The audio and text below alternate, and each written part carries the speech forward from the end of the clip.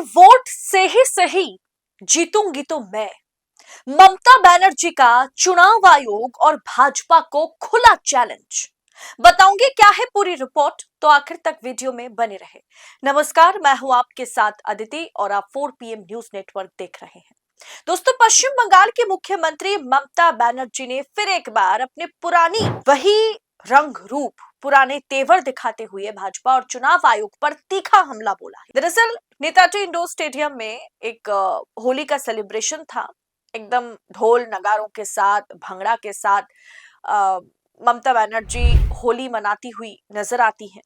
और इसी विशेष कार्यक्रम में ममता बनर्जी ने एक ऐसी घोषणा की, उन्होंने एक ऐसा चैलेंज दिया भाजपा को, मोदी शाह को, शुभेंदु अधिकारी लीडर ऑफ अपोजिशन को, कि आप यकीन नहीं कर पाएंगे। दरअसल मुख्यमंत्री ममता बनर्जी घोषणा करती हैं कि वो आगामी चुनाव भवानीपुर से ही लड़ेंगी। जी हाँ, जीत हासिल करेंगी, चाहे साजिशें जो है उनके खिलाफ साजिशें जिस तरीके से की जा रही है, कितनी भी साजिश रचने की कोशिश भारतीय जनता पार्टी कर ले, भवानीपुर सीट से जो उनका विधानसभा की उनकी जो सीट है वहीं से वो चुनाव लड़ेंगी और सीट जीतेंगी। लेकिन सिर्फ बात इतनी सी नहीं है। दरअसल ममता बनर्जी की जो सीट है भवानीपुर, वहां 60,000 वोटर्स के नाम काटे गए। ममता बनर्जी ने SIR प्रक्रिया पर गंभीर सवाल उठाते हुए इस कार्यक्रम में आरोप लगाया कि उनके विधानसभा क्षेत्र में, आरोप नहीं लगाया, ये तो हकीकत है कि उनके विधानसभा क्षेत्र भवानीपुर से 60,000 मतदाताओं के नाम हटा दिए गए। उन्होंने ये आरोप लगाया कि ये सब कुछ जानबूझ करके किया गया है ताकि ममता बनर्जी अपनी सीट हार जाए। उन्होंने कहा कि एक वोट से ही सही, लेकिन जीतूंगी मैं और कोई मुझे हरा नहीं सकता। उन्होंने कहा कि मैं स्तब्ध हो गई हूं, मैं पूरी तरीके से स्तब्ध हूं। ये अमानवीय और प्रतिशोधी कार्रवाई है।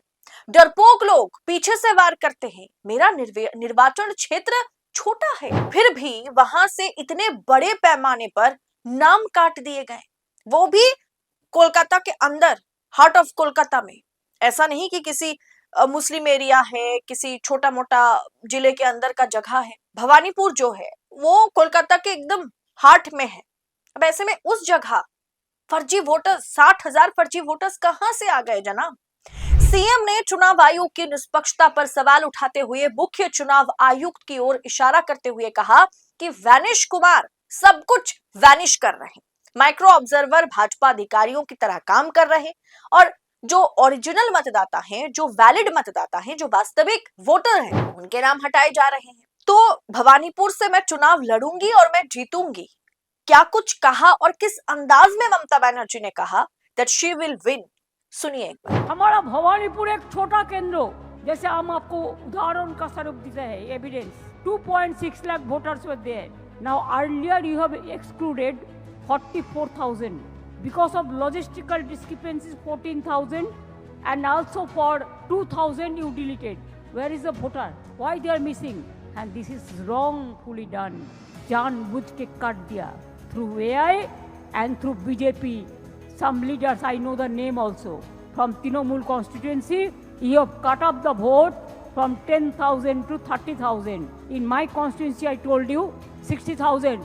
Instead of that, I will win from Bhawanipur. Even there is a one vote.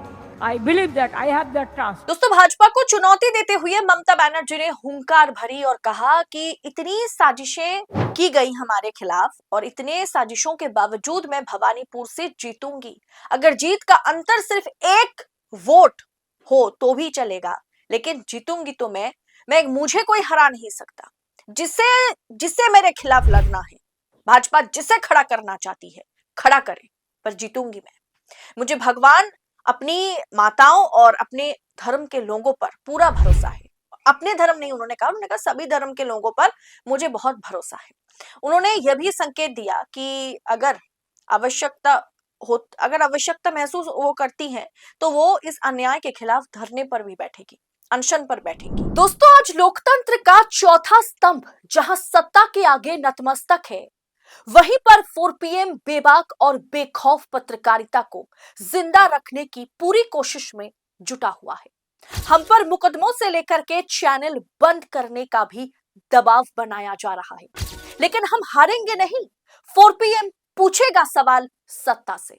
बस इस मुश्किल दौर में हमें आपकी सपोर्ट की जरूरत है। 4 PM को ज्यादा से ज्यादा ज्वाइन करें। ज्वाइन बटन को क्लिक करके आप हमें आर्थिक तौर पर 4 PM को स्वतंत्र पत्रकारिता को मजबूत कर सकते हैं। उम्मीद है कि आपके सपोर्ट से ये जंग भी हम जीत जाएंगे। दरअसल दोस्तों, राजनीतिक गलियारों में ममता बनर्जी के इस बयान के बाद, इस चैलेंज के बाद कि जिसे लड़ना है वो लड़े भवानीपुर सीट से।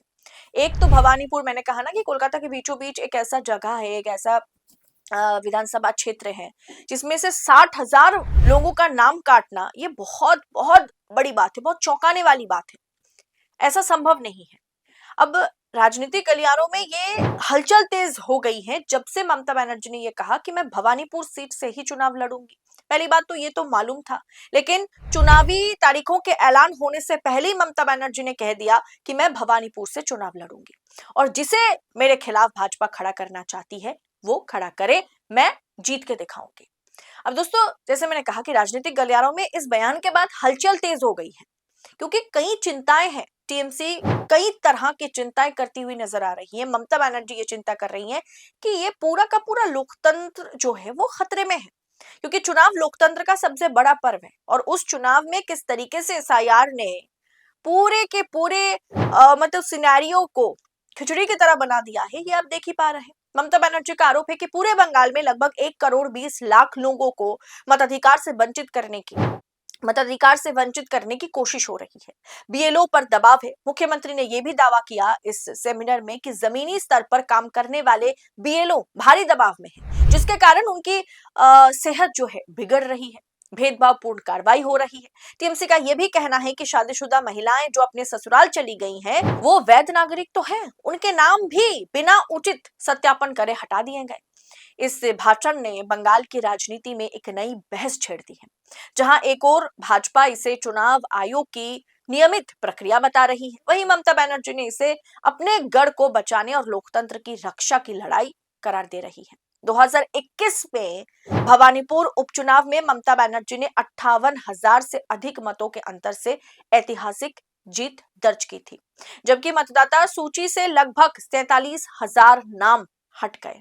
14,000 से ऊपर नाम जो है वो लॉजिकल डिस्क्रिपेंसी में अंडर डिसीजन है, यानी विचाराधीन है।